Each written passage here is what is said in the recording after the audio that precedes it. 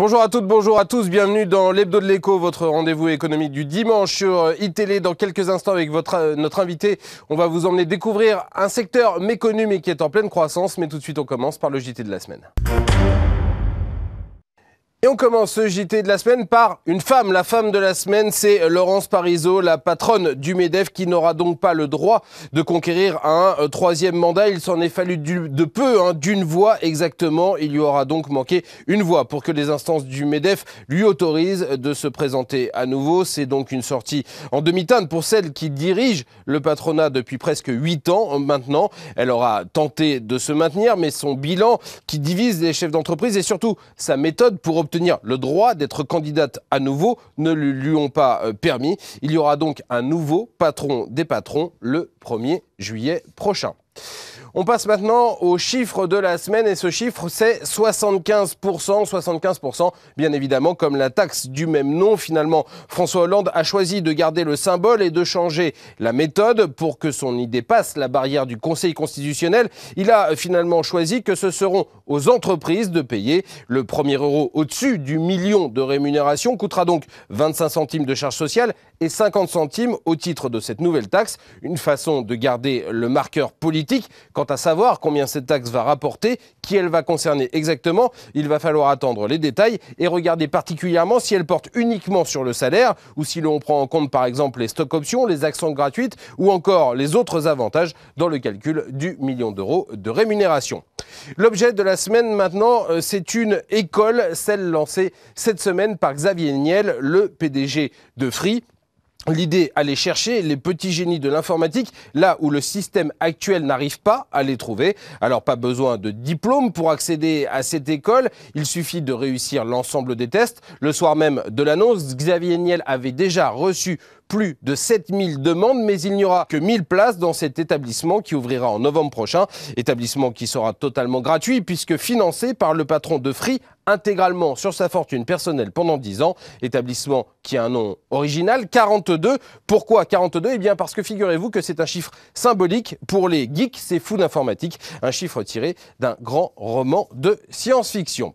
On passe à l'agenda de la semaine pour terminer ce JT et à suivre dans la semaine économique qui arrive. Deux choses. Mardi, d'abord les chiffres de l'automobile pour le mois de mars. Et puis mardi toujours, le taux de chômage dans la zone euro également pour le mois de mars. Et puis jeudi 4, nous aurons une nouvelle réunion de la Banque Centrale Européenne avec peut-être une baisse des taux à la clé.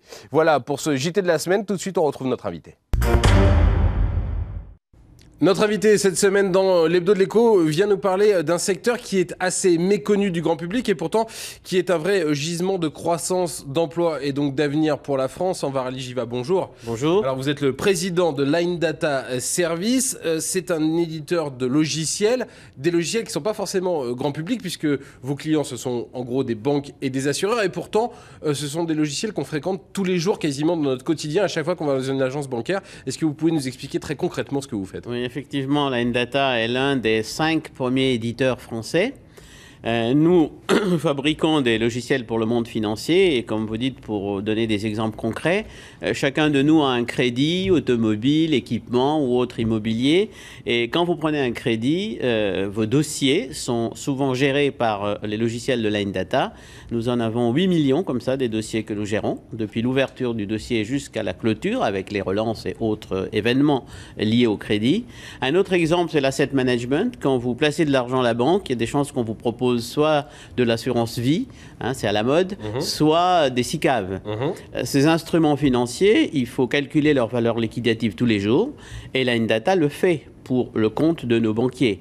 À titre, je dirais, d'information, 40% des fonds institutionnels français sont gérés par nos logiciels. Ça veut dire qu'aujourd'hui, vous travaillez avec toutes les grandes banques françaises ? Oui, banques françaises, mais surtout internationales, parce que vous savez que plus de 50% de notre chiffre d'affaires est à l'international. Mais pour revenir sur l'asset management, par exemple, notre plateforme front office aux États-Unis gère les institutionnels américains et nous avons quelques 16 000 milliards de dollars d'investissements qui sont gérés par notre plateforme. C'est une sacrée responsabilité. Alors, vous le dites, 50% de votre chiffre d'affaires qui est réalisé hors de France, vous êtes une société française. Et finalement, si vous êtes parti à l'international, c'est pas tellement par souci de grandeur ou de quoi que ce soit, c'est juste parce que votre métier vous obligeait à être quasiment tout de suite international? Oui, il y a deux raisons. Notre métier nous oblige pour accompagner nos clients, mais dès le départ, quand j'ai fondé Line Data en 1998, notre démarche était déjà internationale, parce qu'on avait compris à cette époque-là que le monde est petit, que la France était quand même au centre du monde, et à partir des logiciels français, on pouvait aller à l'international. Donc, c'était dans notre mindset dès le départ. On avait ça dans notre état d'esprit. Et ce qui nous a amené, par exemple pour l'asset management, d'abord au Luxembourg, ensuite aux États-Unis, en Angleterre et maintenant en Asie. Donc, on a construit comme ça des logiciels internationaux dans l'asset management et qu'on voudrait recommencer au niveau des crédits. Et ce qu'il y a d'intéressant, c'est que dans chaque pays où vous êtes, finalement, vous avez choisi des locaux pour diriger vos filiales ou vos représentativités locales. C'est important, ça. Oui, c'est-à-dire que notre croissance se fait de deux manières, croissance organique et croissance externe, donc à travers des acquisitions. Nous avons fait en moyenne une acquisition par an. Et ça continue d'ailleurs, vous le savez. Donc, à chaque fois qu'on fait une acquisition, c'est pas seulement pour avoir des logiciels, c'est pas seulement pour avoir une part de marché et une présence dans le pays, mais c'est aussi pour avoir des experts. Et les experts locaux aiment bien avoir un des leurs qui les dirige. Et pour nous, c'est très important au niveau enrichissement, au niveau du comité de direction, d'avoir toutes les nationalités autour de la table pour penser mondial. Alors, vous parlez d'experts, je le disais en introduction de cette interview, hein, ce métier du logiciel est un vrai gisement de croissance, un vrai gisement d'emploi. Aujourd'hui, pour parler que de la France, vous avez 400 salariés, je crois, en France. Oui. On dit qu'on a du mal à trouver des ingénieurs, à trouver des informaticiens, qu'il y a beaucoup de demandes et que finalement, il y a assez peu de candidats. Est-ce que vous avez des difficultés ou est-ce que votre nom vous suffit finalement à... Non, le nom ne suffit pas parce qu'on a quand même de la concurrence. Nous recrutons en moyenne une centaine de personnes par an et nous les recrutons à tous les niveaux, soit des experts, qui est effectivement plus difficile à trouver, mais nous recrutons aussi des jeunes que nous formons, parce que justement vous parliez de la complexité de nos produits. Un ingénieur a besoin d'environ 2 à 3 ans pour être expert dans nos produits. Voilà. Donc nous formons les gens, et bien sûr après il faut les garder. Une idée comme celle que Xavier Niel a exposée cette semaine, a lancé cette semaine, d'une école ouverte finalement à cette jeunesse qui n'a pas forcément accès aux services, à la scolarité habituelle, aux écoles d'ingénieurs qui coûtent cher, mais qui sont peut-être des petits génies de l'informatique en herbe. C'est quelque chose qui vous intéresse, vous? Oui. Est-ce que vous pourriez éventuellement aller piocher dans ce genre de vivier-là? La réponse est clairement oui, parce que ce qui est important, c'est le savoir-faire, c'est l'expertise et c'est l'état d'esprit. Parce que vous savez, nos experts sont passionnés par les produits. Et cette passion, ils les mettent au service de nos clients et qui fait la réussite de Line Data. Donc oui, la réponse est clairement oui. Nous sommes prêts à prendre des gens qui sont compétents, quel que soit leur diplôme. Et puis j'imagine qu'il faut être inventif tout le temps, tous les jours, en permanence. Oui, vous savez, pour être un éditeur, il faut investir. Nous investissons quelques 10 millions d'euros par an dans nos logiciels.